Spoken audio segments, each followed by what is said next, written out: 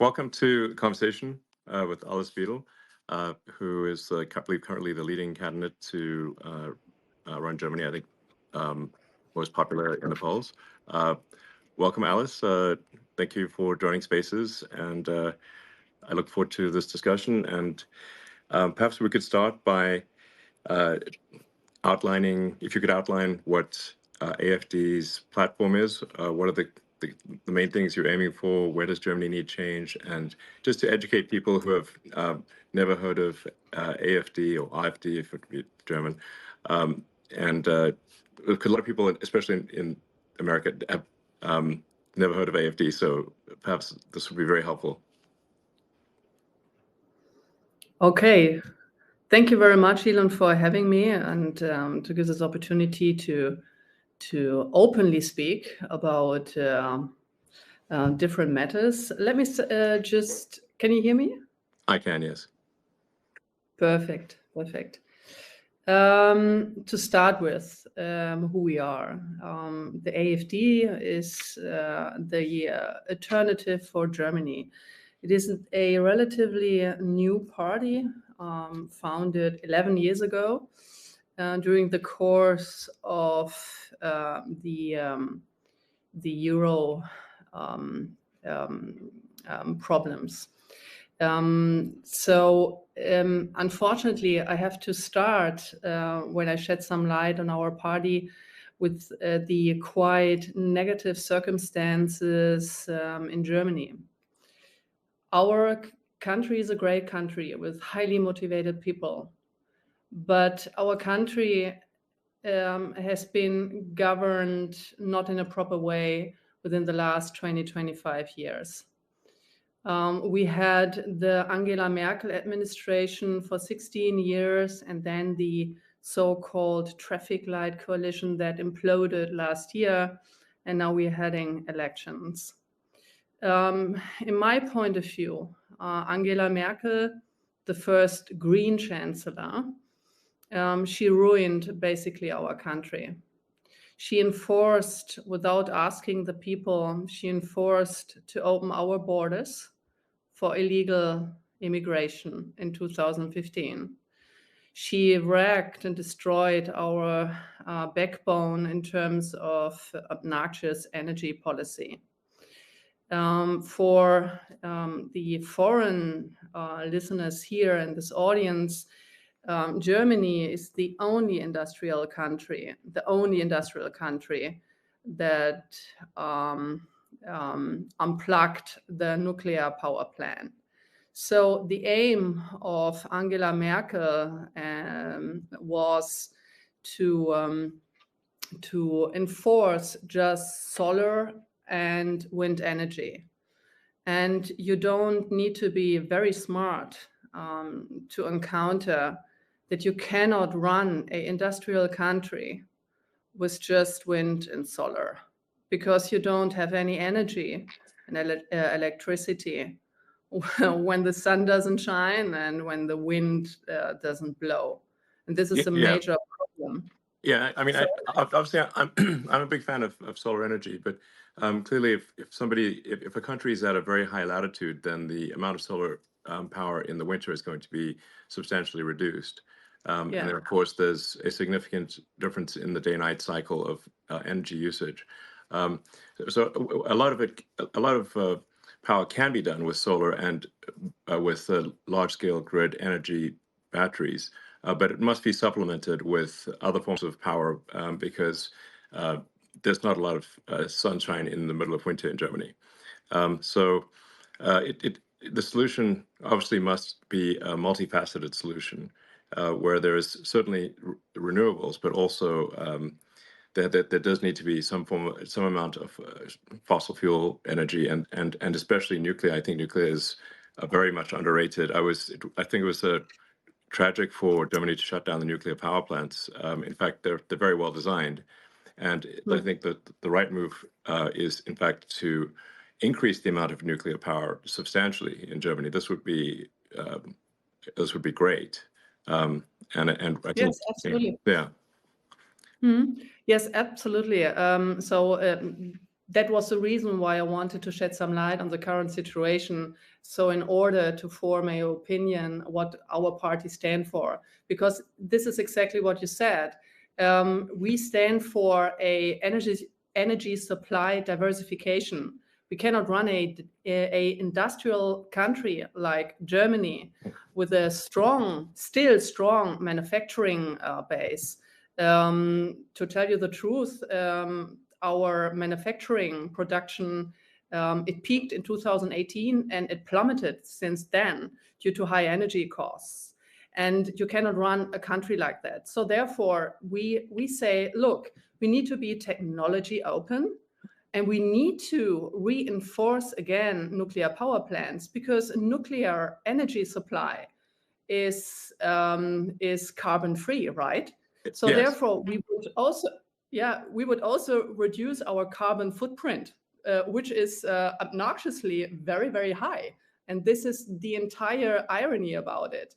So our governments, like the Angela Merkel government and the so-called ridiculous traffic light coalition, they enforced a green policy upon our country that doesn't work. Yeah. And we would like to go back to technology openness here. Yeah, I think that makes a lot of sense. I mean, my recommendation, and I've said this publicly before, is that Germany should not merely reopen the nuclear power plants, but substantially increase the power generation. In the same space, meaning without increasing the size of the nuclear power plant in any meaningful way, without increasing the amount of land area that it uses, you can dramatically increase the power output of a nuclear power station, because the actual core part of the power station is extremely tiny. People don't quite realize just how small the center core of a nuclear power plant is. It's like amazingly tiny, and so you can actually, in the same land area, no increased land area, dramatically increase the amount of nuclear power that any given nuclear power station is producing. You need a water source to run the steam turbines, but really far more power output is possible than people realize. And I think that the sensible solution is renewables, but with a lot of nuclear, and then to supplement where that there has to be some amount of hydrocarbon power generation to supplement where it just needs to be sensible. Yeah, absolutely. But do you know what? So just let me do just like one more example, because like wind turbines, wind energy, in comparison to nuclear power supply, is highly inefficient. Also, in terms of land use. So, for instance, I give one example just to shed some light on it. If you were to replace one nuclear power plant, let's say like Emsland nuclear power plant here in Germany, with an annual electricity production of 10 billion kilowatt per hour, with modern wind turbines, with a production of just 8 million kilowatt per hour per year, you would need 1,250 wind turbines just to replace this one power plant. And with a rotor diameter of 70 meters and the minimum distance from large wind farms, you end up around with like 100 square kilometers. For example, this corresponds to half of the major city of Stuttgart, right? Right. So this entire thing, and just to stress the fact again, you don't need to be very smart just to do your calculations. Yes. But our energy policy. I mean, that's the crazy thing. The crazy thing is like a bunch of these energy questions. You do not need to be like a world-leading physicist. It's very basic math, like high school, less than high school level math. I'd say middle school math even. It's very straightforward, not complicated. Yes, absolutely. And then during the crisis, like during the war. Huh? Sorry? No, please go ahead. Yeah. So during the war of Ukraine, so our gas supply was just destroyed, and that actually shed some light on on our severe dependence on Russian gas. And do you know what the government decided in this crisis when the energy prices skyrocketed after we were cut off of cheap energy supply from Russia? They switched off the last nuclear power plant to even more create a shortage of energy. Yeah. So either you must be very stupid or you just hate your own country. Well, Isn't it? I think it's mostly the very stupid category. At least I'd like to think so. Very stupid. Well, I mean, there's an old saying that like one should never ascribe to malice that which can easily be explained by incompetence. So, Yes, you're perfectly right. Now, so but yes, I actually, when I saw that Germany was turning off the power plants after being cut off from gas supplies, from Russia, I thought this is one of the craziest things I've ever seen. Just when Germany most needs electricity, yes. Germany is shutting down one of the best sources of electricity, which is nuclear power. Yes, Crazy. and completely carbon free. Yeah, crazy. It's crazy. Yeah. So I guess to summarize the two main things that AFD is aiming for in terms of change is a sensible energy policy and sensible immigration policy. Yes, exactly. So, but actually even more. So we would like, if I may continue a little bit, because now it's Elon, it's a complete new situation for me. That I just can have a normal conversation and I'm not interrupted or negatively framed, how that has been in the media the case in the last 10 years, which is completely ridiculous. So what we also stand for, since we are a conservative libertarian party, so at least we see ourselves like this, but we are extremely negatively framed as a so-called extremist party by the mainstream media. So we just say, look, we need to reduce bureaucracy. We need to free our firms, our companies, the individuals of this obnoxious bureaucratic conditions here. Yeah. Do you know, like, how long it takes, how many days it takes to get a business permit in Germany? Just guess. As it turns out, I do, because we built. The big plan. We built a gigantic car factory, just near Berlin. So we had many challenges. I mean, this is, to be clear, like we actually had a lot of support, a lot of local support from the local government, from the national government, and despite all that support, just the sheer number of rules that the people in the government are required to follow is completely crazy. And we had to, I think it was 25,000 pages was our permit. And it had to be all printed on paper. 25,000. Yes, I think maybe more than that in the end.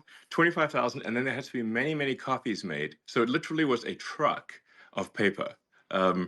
Because we're like, surely we can make this electronic, isn't that better for everyone? No, not possible. You need to have that on paper in Germany. And they say, no, it has to be paper. I'm like, this is crazy.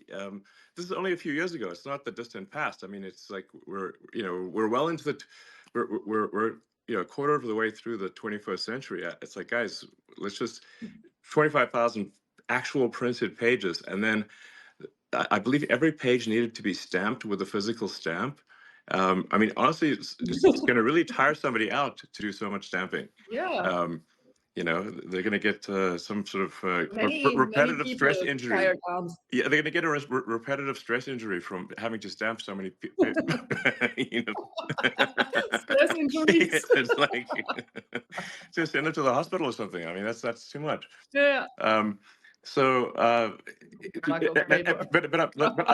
I'm not trying to blame the sort of individuals who are doing this time, because they are just following the rules. So we have to change the rules, and there needs to be, I think, in my view, for all countries, but especially countries that have enjoyed prosperity for a long time, it is extremely important to have what I call sort of garbage collection of rules, which is to re-examine the rules and regulations, and make sure that they are clearly a net good, and if there's any doubt about them being a net good, we should eliminate them, because otherwise we get to this point where everything is illegal, and so it's just absolutely crazy. Absolutely. Absolutely. And it's not only about bureaucracy, it's also about taxes. Germany has the highest taxes Yes. of all OECD countries. So, so the normal German employee, he works more than half of a year for the state. You have to imagine that. You're right. Like with taxes plus social security. So more than half of the year you work for this dysfunctioning state, because like the state does not provide the vital provisions for the people here. So he doesn't provide for security. So we have like skyrocketing criminal rates here. Right. He doesn't care about education. So we have this same insane, wokish, leftish, socialist agenda in our educational system. So the young people, they don't learn anything in school, in university, etc. So they just learn about gender Are you studies, serious? and they just no, really. I was under the impression that Germany had a pretty good education system that was Yes. quite rigorous with the gymnasium and all that sort of stuff. At least it used to at one point. Yes. So, but it sounds like this has I don't know, the woke mind virus has infected Germany quite badly. Yeah. So you have the international standard of PISA testing, right? So the PISA survey. Right. So Germany, like a couple of years ago, was okay scored. Okay. But now, so we just plummeted because the survey showed that young people are not able to properly do math or speak or write German. And in some states here in Germany, you have to imagine they just abolished the writing grades in terms to get the language grade, right? So you don't need to write German properly anymore because our entire educational system has been deteriorating. Wow. And that is also the reason, for instance, why young people, they vote for us now, because they want to have a proper education and they want to have back a proper educational system that provides the young people with capabilities. And that is also the reason why so my personal opinion is that we have to go back to a merit-based system, right? So we need to go back to a merit-based incentive system and go away from all this socialist gender things being in our educational system. Right. The families and the parents, they have the responsibility of their children, and the schools and the university, they have the responsibility to give good education and not all this woke socialist nonsensical gender stuff. Sure. No, absolutely. I mean, the whole point of going to school is to learn useful skills that help you in life, help you be productive and understand the world. Yes. Otherwise, it's not a school. It's just a propaganda institution. True. Yeah. So, okay. Well, I mean, that makes a lot of sense. So, let's see. Yeah. So maybe I can just go on, because I was just giving an example of the educational system, where the state fails because our state, the government, collected in the last year a record high of income tax. So they collected like around above 1 trillion, right, of euros. So it is a record high tax. Wow. But the state, they cannot handle taxpayers' money. So what do? So they just throw the money out of the window for immigration in our social system, for instance. So since 2015, just to give you some numbers and also the audience to have an idea what's going on here in Germany. So we had an influx of almost 7 million people, but these are the officially counted. So 7 million people? Wow. Okay. It's a 7 lot. million people of influx since 2015 officially counted. Wow. And then because the people, they just another funny numbers. Our state allows people to throw away their passports before they cross our borders that are not protected and controlled. So 57%, almost 60% of the people coming into our country through an open border, they throw away their papers. Why do they do that? Because once entered our country, our funny country, with this funny immigration policy, they cannot be deported anymore. So that's the reason why. So our state, our government, like the Angela Merkel government and the last one, they proclaimed a policy that everyone can choose to cross our border to immigrate into our social security system and cannot be deported afterwards because they threw away their passports. This is crazy. Like, how insane is that? Well, it is very insane, but that's exactly what's happened in the U.S. I mean, clearly, there's there's a sort of a sort of a far left agenda that's being pushed throughout Western civilization, any place they can go, because the exact same thing was done in the U.S. where. And now they're sort of calling people illegal immigrants. They call them undocumented, and the reason they're undocumented is because they threw away their passport, just like you're talking about. In fact, if you, on the Mexican side of the border in the U.S., there's a giant pile of discarded passports and driver's licenses, like a huge pile. Unbelievable. Because it's actually worse to come in with a passport than to come in with nothing. And then, just like in Germany, the Democrat government then gives massive amounts of money and support to what they call undocumented. But if they're undocumented, we actually have no idea if they are a murderer, rapist. We have no idea because they have no documents, so we can't actually tell. And so as a result, there's been a massive influx of criminals into the U.S. And frankly. I'm wondering what's taking criminals so long to come here. I mean, this is America is a target-rich environment. It's you can in America it's so easy to steal things in these wealthy neighborhoods. It's like the only thing that is going to slow down how much you can steal is if your back hurts from carrying out all the goods. It's like because you're just like you're not a robber. You're just a moving company. It seems like all the world's criminals should just come to America on that basis, because it's it's much easier to be a career criminal in America than it is in other countries where there's not that much to steal. Yeah. So we've seen a massive increase in crime in the U.S. Yeah. May I ask a question Of on course, that? yeah. So I read that, for instance, in California, by the way, I'm very sorry what's happening there. It's terrible. It's really terrible to see. It's terrible. But in the case of California, that they just lifted the prosecution of theft because you have so many cases of theft. Is it true?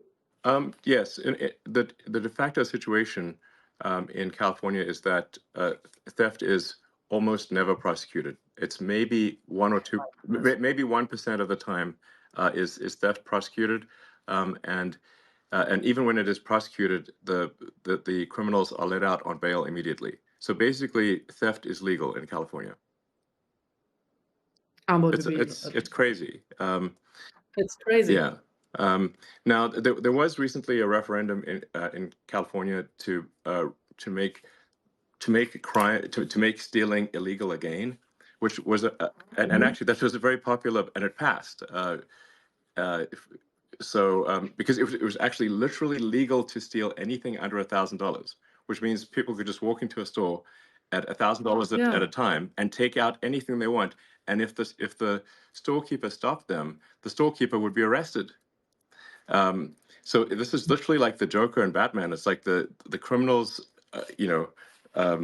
are in charge, and the honest citizens are arrested. It's just completely insane. Now, like I said, the people in California did vote overwhelmingly to make theft illegal again.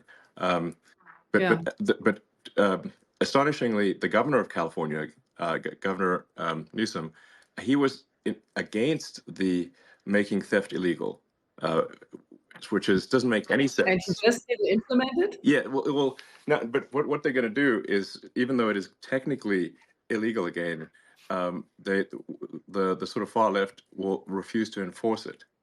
So because you really need two things for something to work, for laws to work. You need both the law and you need enforcement of the law. And if you don't have, so, I mean, this is something that George Soros really figured out. I mean, he's sort of a brilliant guy, but honestly very, anti-human in my opinion. Is that you don't actually need to change the law; you just need to stop enforcement of the law, and that does the trick. So, I think there is somewhat of a reawakening in the U.S. and I think even in California, people are tired of this, and they want change. And I think that's really, if you say like, why people are wondering, like, why did Donald Trump win? And it wasn't just a small victory. In the U.S. elections this year, President Trump won the Electoral College. He also won the popular vote, majority of the people, and the House is Republican and the Senate is Republican. What this says is the American people are demanding change. They're being very clear, and my recommendation for the people in Germany is to do the same. If you are unhappy with the situation, you must vote for change, and that is why I'm really strongly recommending that people vote for AFD. That's my strong recommendation, and I think this is simply the sensible move, and I think Alice Beadle's a very, very reasonable person, and hopefully people can tell just from this conversation, like, nothing outrageous is being proposed, just common sense. In fact, I, as I've said publicly, I think only AFD can save Germany. And I just want to be very clear about that. Only AFD can save Germany. End of story. And people really need to get behind the AFD, and otherwise things are going to get very, very much worse in Germany. Yes, because you rightly said, there is a difference of making a law and then enforcing it. So now we have the situation in Germany where you have, on the one hand, you have the AfD, and on the other hand, what's so-called the Uniparty, right? Yeah. The Uniparty consisting of all the others, because they stick together, and no matter what they say, they're not able to implement, to enforce the promises they're doing in every election, especially the Angela Merkel party. Do you know that the chancellor candidate, so my running mate of the Christ Democratic Party, that it's wrongly labeled, for instance, by The Economist as a center-right party. So in my opinion, it's a leftish Green party. But anyway, Angela Merkel was the first Green chancellor we had here. So what he did is that he, by the way, just talking about interference, so I just look it up here. he called your interests, so your interests in German politics, pushy and presumptuous. Yeah. And What does he say about George yeah, Soros? yeah, exactly. And Bill Gates. Yeah, Bill So Gates, that exactly. was not a problem. Yeah. When Bill Gates actually tried to sell his mRNA vaccination and not mentioning all the huge side effects on people's health, and no one takes responsibility about that, and the entire bluff and scam of wearing a mask, right? So it's unbelievable. And also that candidate of the Christ Democrats, like Friedrich Merz, he warned the world about the consequences of voting for Donald Trump in October last year. Right. So so far for like foreign interferences, right? Exactly. So it's unbelievable. It's really unbelievable, like how Donald Trump was treated by German media and German politicians during his election campaign. It was unbelievable. And I mentioned that before in a Bloomberg interview. It created, for me, it created physical pain to see that, how he was disparaged, like, and his entire family. So, yeah, so I feel very sorry for these people. Just like, saying negative things. And now, while we talk, 150 bureaucrats of the European Union are watching us, our conversation, to enforce this ridiculous Digital Services Act that is nothing else than a censorship on free speech. But free speech, right? Yes. It's and you said it, free speech is a precondition of democracy. Yeah. If you are not able to form a proper opinion and exchange opinions and ideas, and a democracy should be a competition of the best ideas, right? Absolutely. And the compromises. Yes, Yeah, exactly. Without freedom of speech, people are obviously not able to say what they want to say, and then they cannot make an informed vote. So if people are simply fed propaganda and have no access to what's really going on, then they can't make an informed vote, and then you don't have a real democracy. So that's why I say, free speech is the bedrock of democracy. There must be free speech in order for people to make an informed vote. So that's essential. And you can sort of, it's actually quite easy to tell who the bad guys are. It's like, who wants to shut down freedom of speech? They are the bad guys. It's very clear. yes. And do you know what Adolf Hitler did? The first thing, he switched off free speech. Yes. So he controlled the media, and without that, he would have never been successful. Yes, exactly. Never been successful. Yes, But absolutely. this is what you do. Yeah, no, exactly.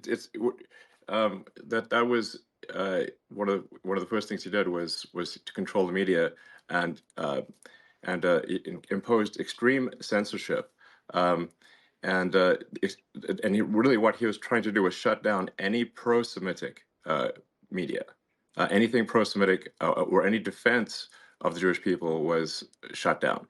So we have to, like, very few, for those who want censorship, I think they should be careful what they ask for, because once you institute censorship, it's only a matter of time before that censorship is turned on you, and eventually they will censor you, and that's the danger. Because people love to censor things they don't agree with, but they don't realize that one day that censorship is going to be turned on them.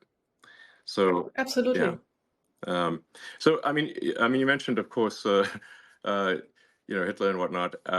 Now, there's a lot of the media wants to portray AfD as far right, as somehow associated with Nazism or something like that. Perhaps you could address that concern, because people, when they hear sort of right wing in Germany, they naturally have a bit of a negative reaction. Yes, thank you for the question. First of all, I would like to, since I'm a economist, I would like to shed some light on the idea, when we talk about Hitler, on the idea of the National Socialists. Back then, during the Third Reich, the National Socialists, as the word says, they were socialists. Yeah, Adolf very much Hitler so. considered, yeah. They nationalized industries like crazy. Yes, absolutely. He Yeah. was a communist, and he considered himself as a socialist. So what they did, they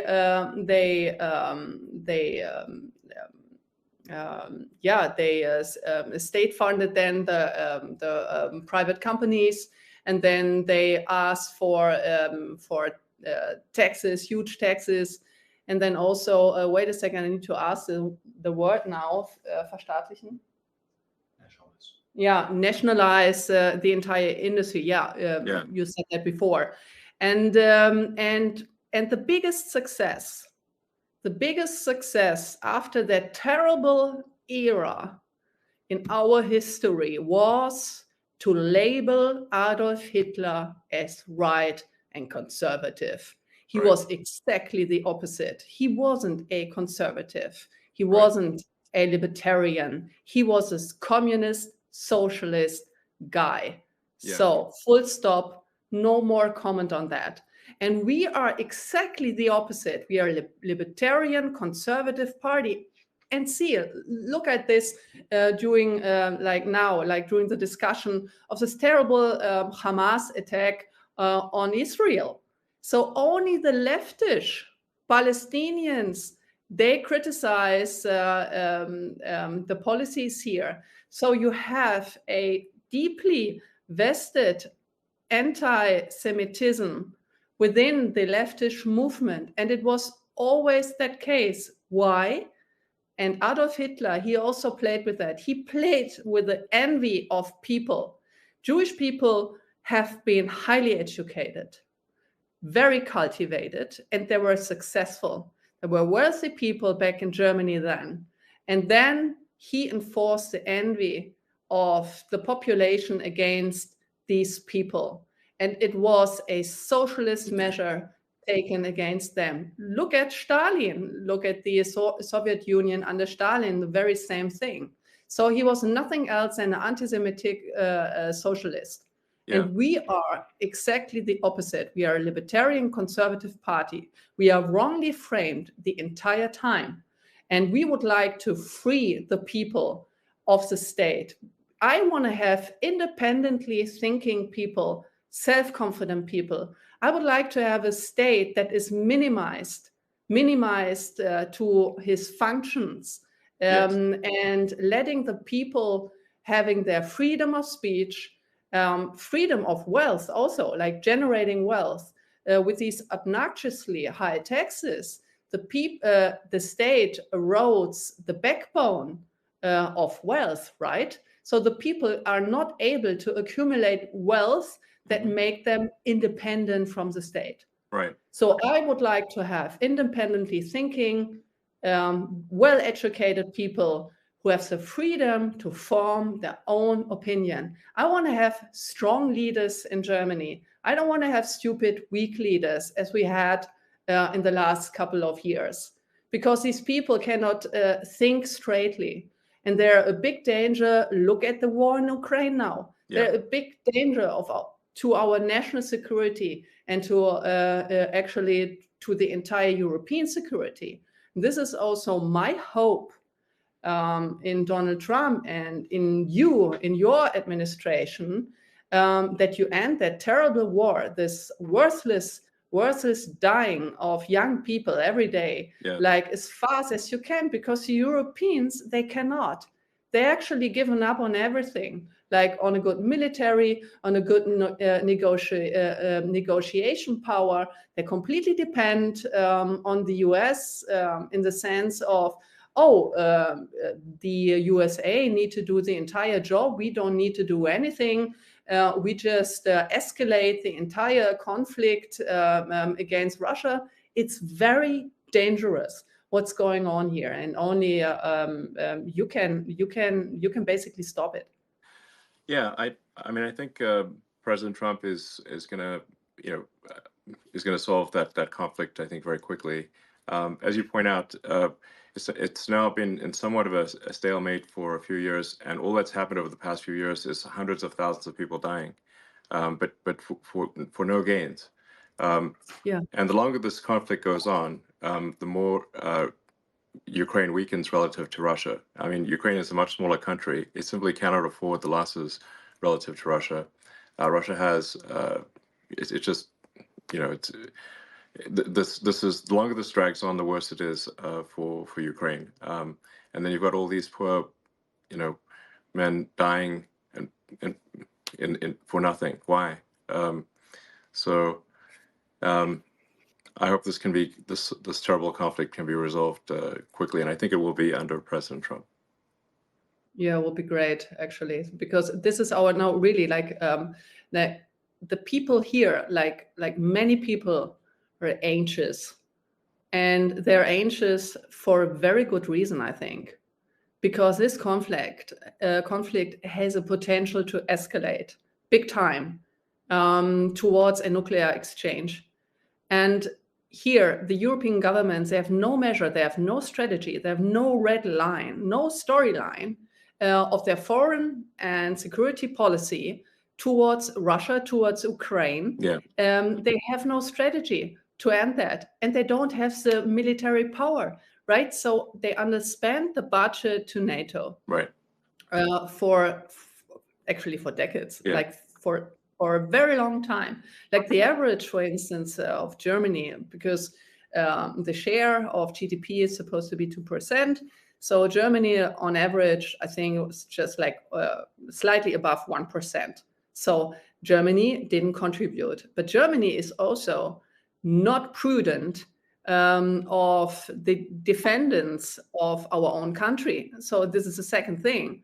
So we are completely dependent on the US. But I think, and I've listened to this very interesting speech of J.D. Vance. He said he doesn't want to have client states, right? Yeah. So he wants to have independent states who that also form their own independent opinion on things, right? Yes. So you, for instance, in your companies, you don't want to be surrounded by yes people and by mediocre people, right? So Right. me neither. Right. So No, I try absolutely. to acquire. Yeah. So I try to to have the best people in my team. And these best people, they have the task to criticize me every day. And I don't want to have yes sayers, right? Yes. Because you cannot learn. Yes. So you have no mistake correction. Sorry, I just said yes. Yes. Yes. Yes. Yes. Yes, people. No, but it's so. But no, it's no, so yes, important. no. Yeah. Yes. So, but yeah, no, absolutely. I mean, for say my companies like SpaceX and Tesla, if you know, if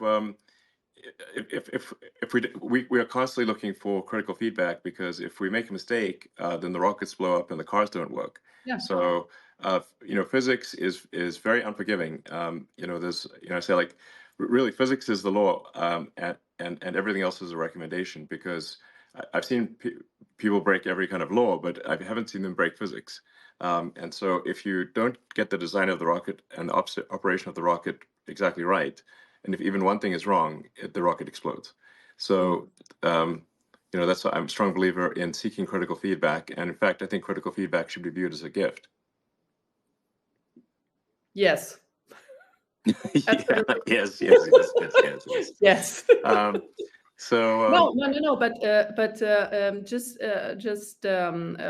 to continue on that topic. So if you don't have that feedback loop, so your rocket may explode, right? But here in this critical phase of this terrible war in the Ukraine, many people may die Yes. due to these stupid policies that have many been people made. have died. Yeah, indeed. Yeah. So, well, I mean, let's sort of touch on some maybe potential what people may view as hot button issues. Like, what Sure. are your views on Israel? Oh, very complicated. The Okay, well, more we have no, time, so. no, really, like the more I read about the Middle East and the situation in Israel, the more complicated it gets.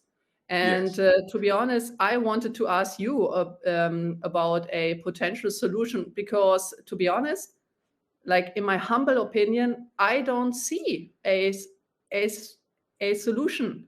So maybe Israel have to find some alliances with the Sunni states, maybe if possible. Yeah, to be honest, from my point of view, like from my perspective, it's a very complicated situation, and I don't, I'm not this person. I'm not a politician.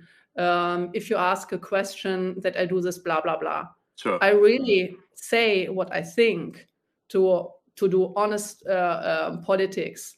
And to be honest, I don't know. To be very frank, I don't know how to solve the conflict at this point in time. And I hope maybe you have an answer on that. Sorry for being dissatisfactory, but it's so complicated, and I want to give prudent answer. And in case of Israel, I don't know how to resolve this conflict, to be honest. Well, I guess maybe another way to say it is: do you unequivocally support the existence of the state of Israel? Yes, of course. Okay, that's what people want to know. Yeah. I'm asking questions that maybe seem very obvious, but no. Oh, yeah.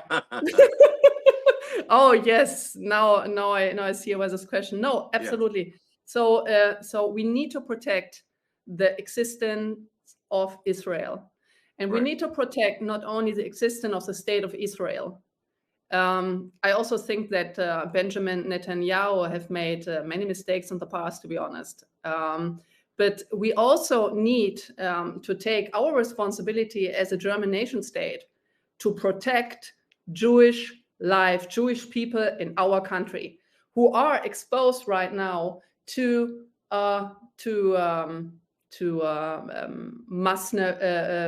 Muslim crime, right? So they are not safe here anymore. So I don't know if you saw some videos here of the streets of Berlin. I'm right now in my office in Berlin, but like with all these demonstrations of the Palestinians here, well, a Jew could not walk through the street anymore, right? And we have a huge potential of anti-Semitic crime against the Jewish people.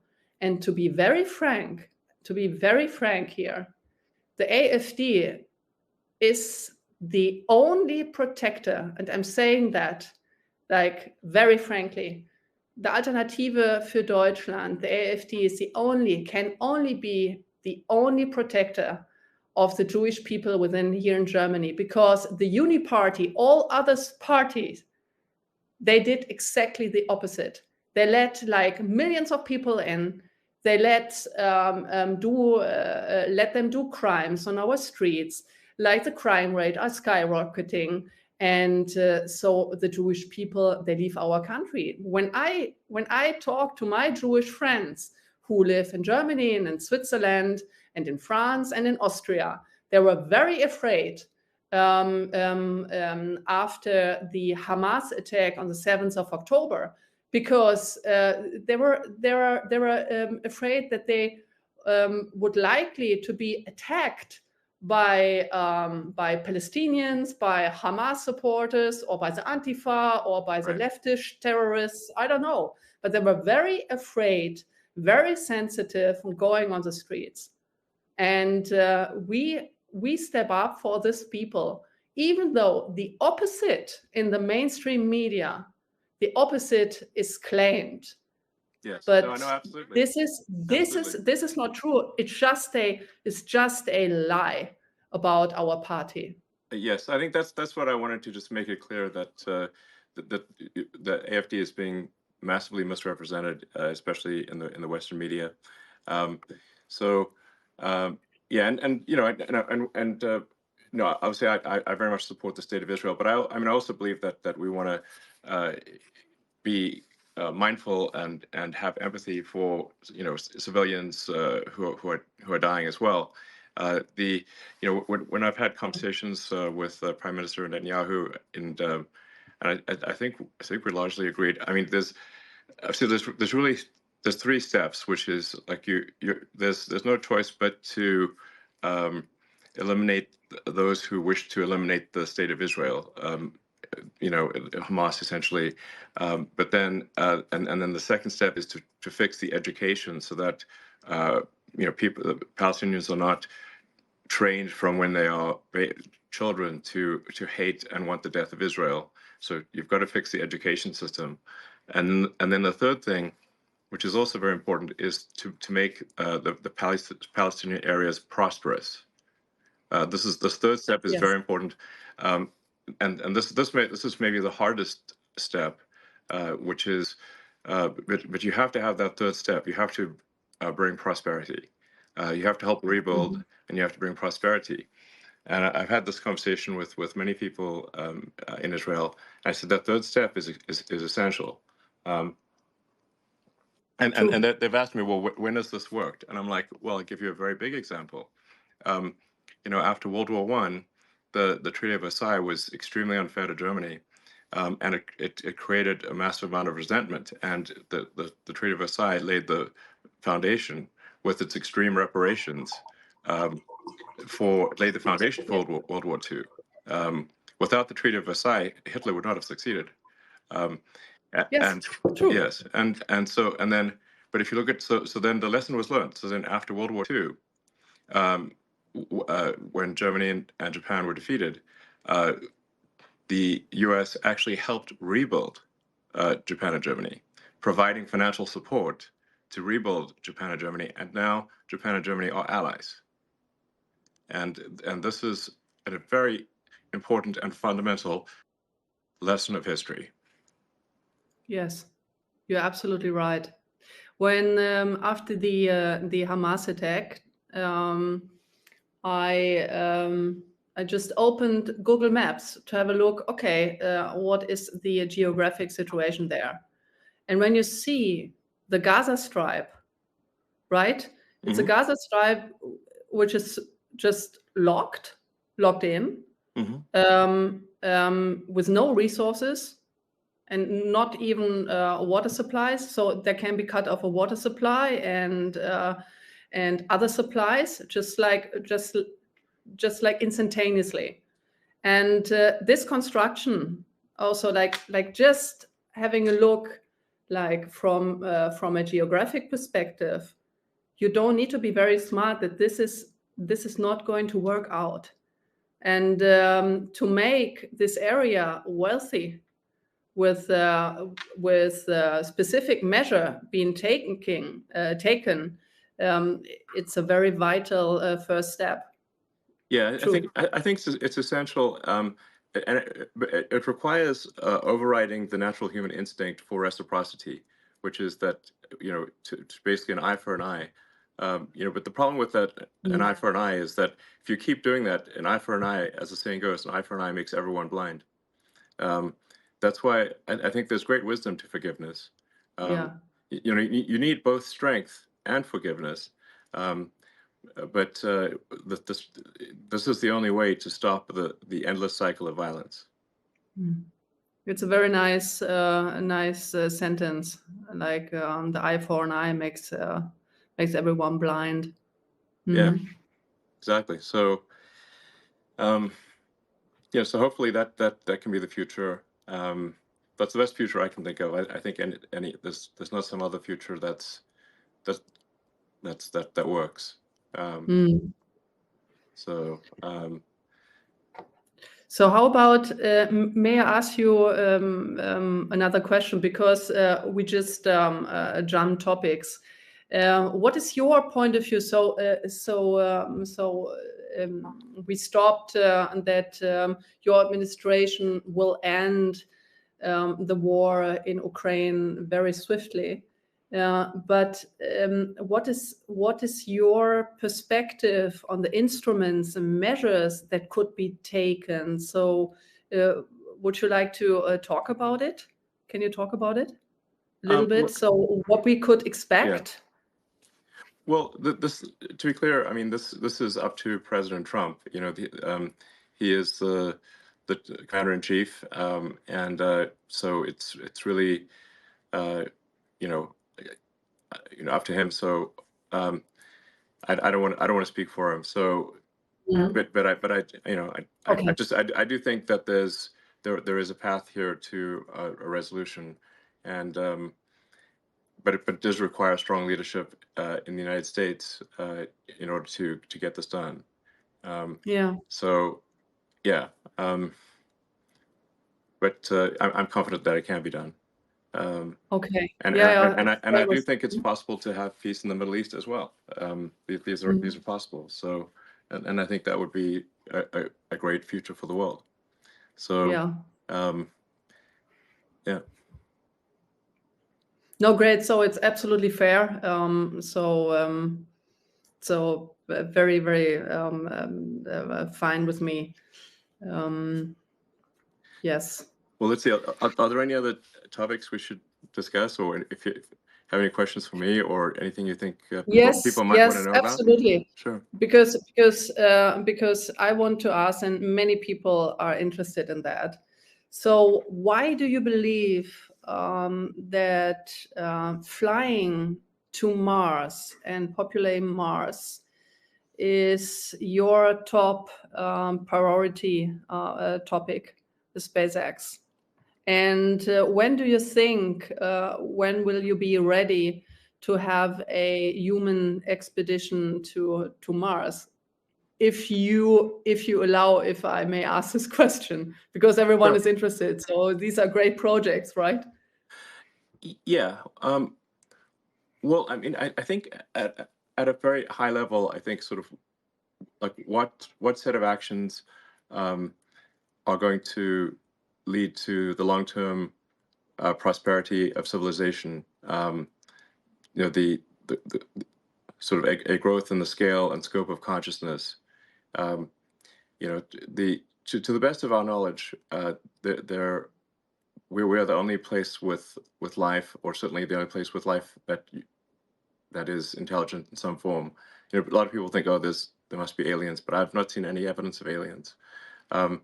If the archaeological records are correct, you know, Earth is 4.5 billion years old, but civilization, as measured from the first writing, is only about 5,000 years old, which is about 1/1,000,000th of Earth's existence. So all of human civilization is a tiny flash in the pan so far. And so we have to say, well, what steps can we take to ensure the long-term survival of life as we know it, of consciousness? And if we are a multi-planet species, the probable lifespan of consciousness is dramatically greater than if we are a single planet species. This is not to say that I think that Earth is about to die or anything like that, but there is some risk. You know, if there is a global thermonuclear war, or some extreme natural event like a giant, you know, meteor that hits the Earth that causes a mass extinction event. I mean, if we look at the fossil record, there are at least 5 extreme mass extinction events that would have just basically extinction events that would have destroyed all of humanity completely.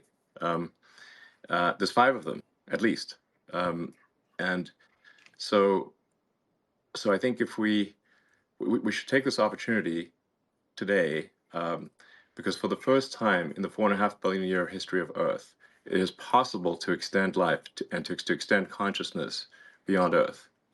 And that window of opportunity may be open for a short time, or it may be open for a long time. But just in case it is open for a short time, we must take advantage of this window and as quickly as possible become a multi-planet species and ensure the long-term survival of civilization. So what is your time frame for for an expedition, like for the first human expedition? Well, yeah. So to be clear, what matters is not so much the sort of flags and footprints, but the establishment of a self-sustaining city on Mars, where the critical threshold is where the city can grow independent of Earth. Meaning, if the resupply ships from Earth stop coming for any reason, that uh, the Mars colony does not die out. That's if we are able to reach that point, then we have passed one of the very important and fundamental Fermi great filters. There's this idea of like, well, why don't we see evidence of intelligent life? Well, that there's this idea that there are these various great filters that these civilizations never pass, and one of those great filters is never going beyond your home planet. So if we can pass the Fermi great filter of being a single planet species, and to be clear, if we are a single planet species, it is just a matter of time before we are annihilated. One can argue about how long it will take, but eventually there will be something that happens that annihilates civilization. It might be very far in the future, but we simply know from the fossil record, as I mentioned, that there have been at least 5 mass natural extinction events.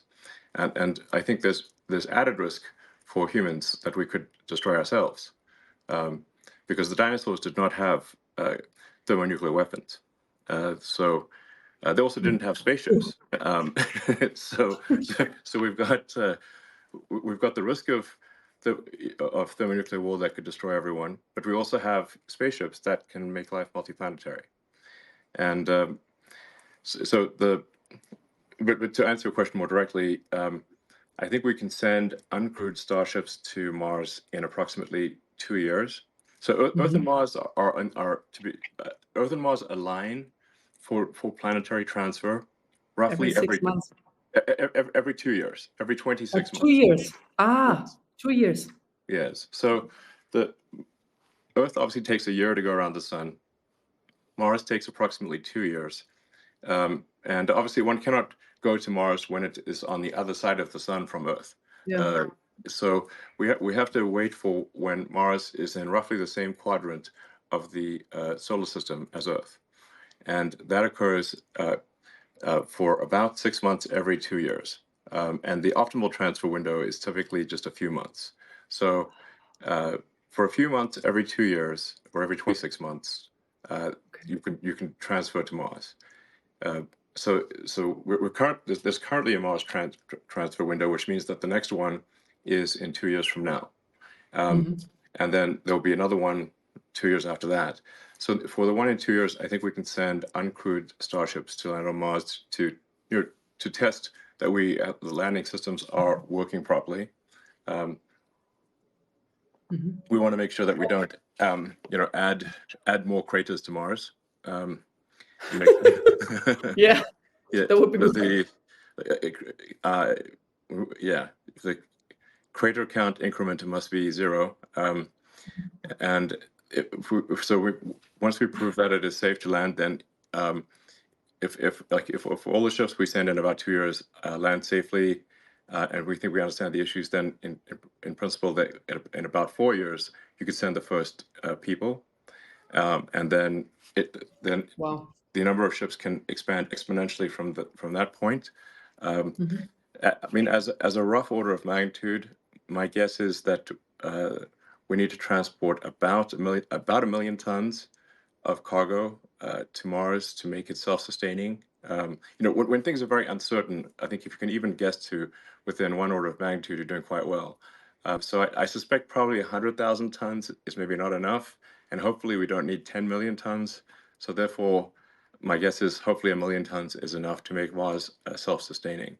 So maybe it's a million tons of cargo to the surface of Mars and about 1 million people or more. So that's really what matters. The critical threshold from the standpoint of a fundamental branching of the future of civilization is that point of reaching on Mars where Mars can grow by itself, even if resupply ships from Earth stop coming. At that point, the future of civilization branches, and to a good branch. And the probable lifespan of civilization is dramatically greater. And Yes. my guess is that there will be cases where the future Martians actually come and help and rescue Earth, and when there is an emergency. Just as America has helped to rescue the rest of the world in World War I and II and the Cold War. Where would the world be if not for America helping out in those three circumstances? So, I think that there's a good chance Mars helps save Earth at some point in the future, maybe many times. And then once we have a civilization on Mars, we can expand to the rest of the solar system, to the larger asteroids like Ceres, maybe to the moons of Jupiter and Saturn and beyond, at least through the rest of the solar system. And then, and then we go from being hopefully a multi-planet civilization to, at some point, a multi-stellar civilization, and we're out there among the stars. And then we can try to find out what is the nature of the universe. Perhaps when we go to and visit these faraway star systems, we will discover the remains of long dead alien civilizations. I think that would be incredibly interesting, but for sure it will greatly improve our understanding of the nature of the universe, dramatically. Absolutely. Yes. So and things that like the timescales are just remarkable to think about. Physics suggests that the universe is about 13.8 billion years old. Even the elements in our body that aren't hydrogen, like any heavier element had to be formed in the center of a star, and so a large part of our body was actually formed in the center of a star, and that star exploded, and then the elements recondensed, ultimately billions of years later to form Earth and humans. So when you think about these timescales, they're really remarkable to think about. But a civilization that lasted 1 million years. So our civilization, like I said, I think a good metric for saying when does a civilization start, I think, is maybe writing. That's if you're going to pick anything, I'd pick that. That's only 5,000 years ago. So for a civilization to, like, let's say, last an incremental 1 million years, that's an enormous amount of time as compared to the length of human civilization, but it's very small compared to the age of the universe. You'd have to go 3 digits past the decimal point of 13.8 billion years just to increment 1 million years. So I think we may find when we go out there and explore these star systems that there were alien civilizations. Maybe they lasted for millions of years, much longer than we've lasted. And I think any civilization that can last 1 million years is going to be in the Hall of Fame. That's an incredibly long time. Anyway, and I think as for humanity, we don't want to be one of those lame one-planet civilizations. Like, any self-respecting civilization should have at least 2 planets. So that's what we should aim for. Wow. If you so you just said that the human body comprises of elements, often exploded and then reordered elements, right? So do you think that this coincidentally happened, or do you believe in God? I'm just curious. Because many people say, okay, this cannot have been a coincidence. That cannot, right? So it just could have been God. So do you believe in God? Well, I'm open to believing in things proportionate to the information that I receive. So I guess I have sort of a physics view of reality, which is, I guess I'm trying to understand the universe as much as possible to understand what's going on. I'm certainly open to the idea of God, and if you say, like, well, where did the universe come from? How is it created? what I suppose there would be some entity that you could call God. That would, I don't know. But that's a separate question from, say, is there some entity that is observing our daily actions and rendering a moral verdict on what we do from day to day? That doesn't appear to be the case, because at least there's some very evil things that happen in the world, and if there's someone observing us on a moral basis continually, then it does seem odd that some very evil things are allowed to occur. But maybe that is the case. I don't know. I try to form my opinions based on what I learn, and as I learn more, I aspire to change my views to match what I learn. Yeah, same here. To be honest, I'm still on a search. I don't know what to believe. So it's called maybe a agnostic. And but it's very interesting to see how the world and also the universe evolved. It was incredibly interesting to listen to your visions. It's quite a vision for every one of us. Yeah, I would say that what I have is a philosophy of curiosity. So I'm curious about the nature of the universe, and I would say I subscribe to the Douglas Adams school of philosophy that was described in The Hitchhiker's Guide to the Galaxy. In that book, the Earth was sort of a giant computer that was trying to answer the question, what is the meaning of life? And then it comes back with 42, and then they're like, what does 42 mean? And it's actually the answer is the easy part, and the question is the hard part. That was actually quite an illuminating thing for me, because I had a sort of an existential crisis when I was, I don't know, 12 or 13, about the meaning of life. And I read many of the religious texts and the books on philosophy. It's like reading Schopenhauer, Nietzsche, and whatnot, which is a bit depressing if you're to read as a child. Ultimately, Why? Well, Why do? they're a bit negative. At times, it's actually, it makes more sense reading it as an adult. But then I read The Hitchhiker's Guide to the Galaxy, which is really a book in philosophy in the form of humor, and I think it kind of really that I thought was very insightful. That we should basically try to understand the nature of the universe, and in fact understand even what questions to ask about the answer that is the universe. And so that led me to conclude that we should aspire to expand the scope and scale of consciousness, so that we're better able to know what questions to ask about the answer that is the universe. So we should just seem to take the set of actions that lead to a greater understanding of the universe.